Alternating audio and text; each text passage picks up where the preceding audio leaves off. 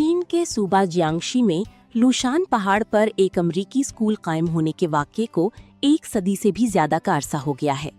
आज ये स्कूल चीन के लोगों और अमरीकी अवाम के दरमियान पायदार दोस्ती की अलामत समझा जाता है। मेरा नाम मू दीहुआ है। मैं 70 बरस का हूँ। मू दीहुआ ने रिटायरमेंट के बाद खुद को लूशान की तारीख पर तहकीक के लिए वक्फ कर दिया था। ये वो वक्त था जब जापानी जारहियत के खिलाफ चीन के अवाम की मज़ाहमती जंग जारी थी। मैं लूशान में पला बढ़ा हूँ। यहाँ के मकानात दूसरे इलाकों के घरों से बहुत मुख्तलिफ दिखाई देते थे और इस हवाले से मैं हमेशा तजस्सुस में रहता था। लोगों ने मुझे बताया कि इनमें से कुछ घर गैर मुल्कियों के थे। एक बरतानवी मिशनरी ने साल 1985 में यहाँ विलास तामीर किए थे। फिर जल्द ही पहाड़ पर गैर मुल्कियों की आबादकारी शुरू हो गई। कूलिंग अमेरिकन स्कूल गैर मुल्की खानदानों के बच्चों की तालीम के लिए साल 1916 में बनाया गया था। साल 1939 में ये स्कूल बंद हो गया।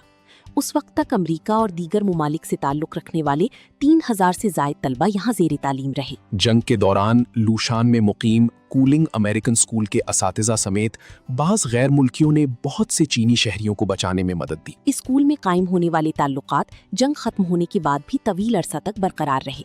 साबिक तलबा की बाकायदगी से मुलाकातें होती रहीं और वो एक तंजीम के जरिए एक दूसरे से जुड़े रहे। साल 2005 में मू दीहुआ को साबिक तलबा की मुलाकात के प्रोग्राम में शिरकत के लिए अमरीका मदऊ किया गया। उन्होंने इस तकरीब में दोनों मुमालिक के अवाम के दरमियान देरपा दोस्ती के मौजू पर खिताब किया। मैंने मार्टिन लूथर किंग जूनियर के अल्फाज नकल किए। मैंने कहा कि मेरा एक ख्वाब है। मैं उम्मीद करता हूं कि आप एक और मुलाकात के लिए लूशान वापस आएंगे।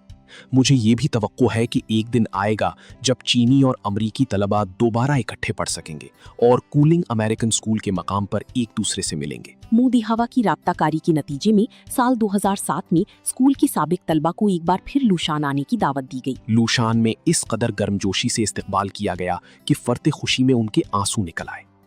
आज भी जब मैं इस लम्हे के बारे में सोचता हूँ तो बहुत जज्बाती हो जाता हूँ।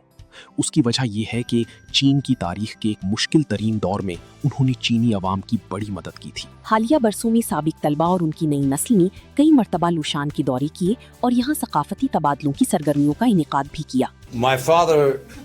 मेरे वालिद इस स्कूल में आए थे। जैसा कि चीनी जुबान में कहा जाता है कि बाप का घर बेटे का भी घर होता है, इसीलिए मैं अपने वालिद को खिराजे तहसीन पेश करने यहाँ वापस आया हूँ। दूसरी आलमी जंग के दौरान हम चीन के लोगों के साथ खड़े थे। तब हमने इस पहाड़ पर जापानियों के खिलाफ जंग लड़ी थी।